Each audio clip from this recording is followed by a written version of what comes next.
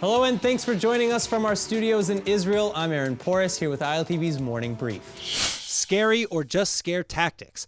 A Palestinian security source confirming to AFP its security services are destroying secret documents, fearing Israeli raids on their offices should the country see a Palestinian uprising.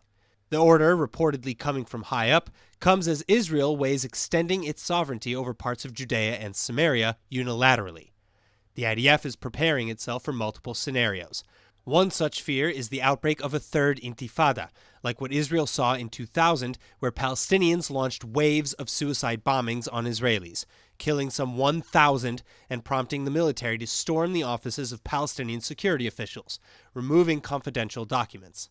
But despite public warnings against the move, a senior official from the United Arab Emirates is engaging with Jerusalem via a major U.S. Jewish online conference.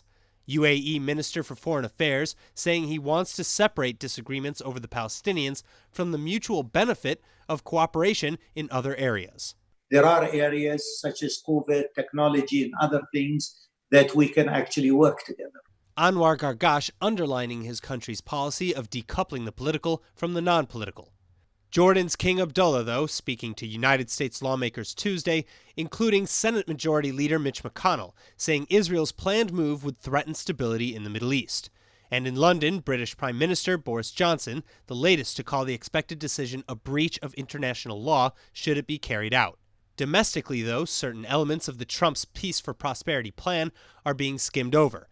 Coalition whip Miki Zohar taking to Twitter, saying that Prime Minister Benjamin Netanyahu has promised his Likud faction that no government he leads will ever recognize a Palestinian state, even in principle. This despite the conditions of the United States peace plan that Israel may annex some 30% of the West Bank, as part of making way for an eventual Palestinian state. An infiltration attempt into Israel from Lebanon in the early hours of this morning. Israeli defense troops on the northern border arresting the infiltrator in the town of Shlomi near Rosh HaNikra.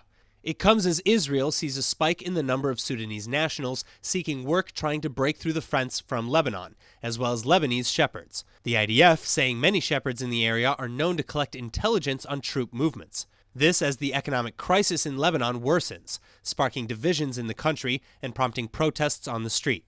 Hezbollah Secretary General Hassan Nasrallah now warning that if the situation becomes about starvation versus weapons, the terrorist movement will keep its weapons. Also blaming the United States for its economic woes, saying it's hurting Lebanon to help Israel. Internal conflicts heating up in the government ahead of the high-level coronavirus cabinet meeting set for Wednesday afternoon. The cabinet planning to discuss whether to reimpose certain hygiene restrictions and more closures.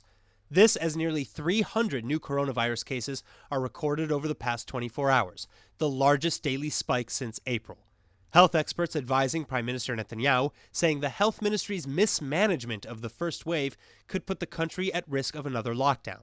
Health Minister Yuli Edelstein is reportedly pushing back against calls from other ministers for the economy to reopen.